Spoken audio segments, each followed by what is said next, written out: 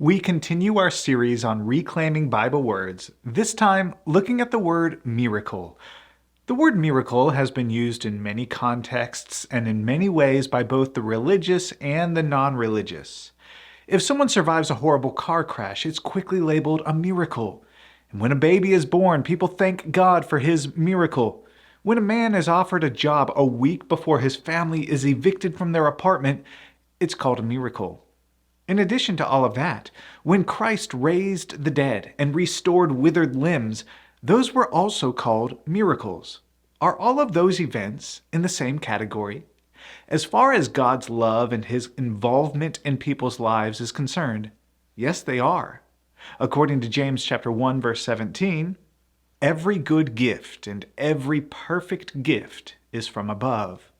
When anything good happens in your life, give God the glory. David saying in Psalm 8 verses 3 through 9, "When I consider your heavens, the work of your fingers, the moon and the stars which you have ordained, what is man that you are mindful of him, and the son of man that you visit him? For you have made him a little lower than the angels, and you have crowned him with glory and honor. You have made him to have dominion over the works of your hands. You have put all things under his feet, all sheep and oxen, even the beasts of the field, the birds of the air, and the fish of the sea that pass through the paths of the sea. O Lord, our Lord, how excellent is your name in all the earth." If the psalmist can praise God over something as normal as shepherding sheep in a field, then so can I. These are good things from the concern and the hand of God. But to call sheep in a field, or the flight of a bird, or a school of fish a miracle, would be to use the term differently than Scripture uses it, because not every time God provides something or answers prayer is it called a miracle in the Bible. The word miracle in the New Testament is usually translated from the Greek word dunamis, which is where we get our English word dynamite. That is why it is also often translated as power. This word is used over 100 times in the New Testament, and in most cases this word is used for the power that inherently belongs to God. The fact that astonishes the people of God in Scripture and should drive us to our knees today is that the Creator of the universe decided to share that power with His creation. In the majority of cases, Scripture explains He has done so through works of power, called signs, wonders, and miracles.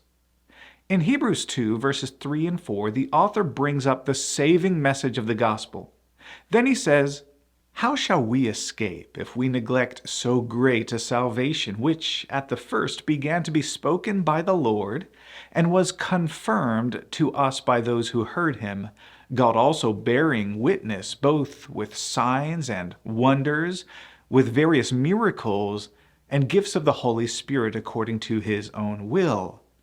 When the Bible speaks of a miracle, the Holy Spirit has in mind the times God has worked through the hands, tongues, and minds of men and women to do that which humans cannot naturally do. For instance, raise the dead, instantly heal the sick, cast out demons, and speak in tongues or languages never studied.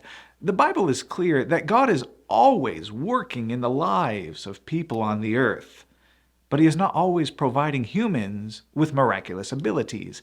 Out of the 1,600 or so years of Bible history we have, only about 200 years include times people were performing miracles. And the reason for that is clearly given in Scripture. Yes, miracles help people. Just ask the paralyzed guy or the leprous man that Jesus healed. But helping people was actually not the primary purpose of miracles. The primary purpose was to confirm a new message for mankind that God was sending through a new messenger. And that's why miracles are often referred to as signs in the Bible. Signs point to something, and miracles pointed to the origin of the message, God Himself. Before Scripture was finalized, Jesus sent out His apostles to teach the entire world. They couldn't appeal to the books of the New Testament the way that we can, for the simple reason that they hadn't been written yet. So how were the people of the first century supposed to believe Jesus of Nazareth really was the Christ, who had risen from the dead, when anyone could claim something just as preposterous about himself or some guy down the street? Mark 16, verse 20. And they, the apostles and eyewitnesses of the resurrection, went out and preached everywhere, the Lord working with them and confirming the word through the accompanying signs.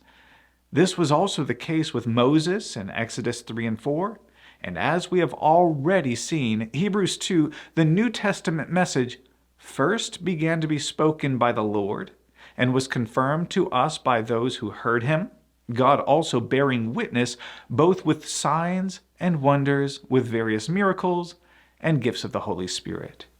So when a baby is born, praise God, thank God, and involve God in raising that child. God has done an amazing work to answer your prayers. But reserve the word miracle for the times God worked powerfully through his messengers to confirm his gospel message in the past. Receiving a job offer at just the right time and when Peter raised Tabitha from the dead are both answers to prayer. But only one was a miracle according to the Bible. If we start applying the word miracle to every positive event in our lives, we cheapen what the Bible rightly refers to as a wonder.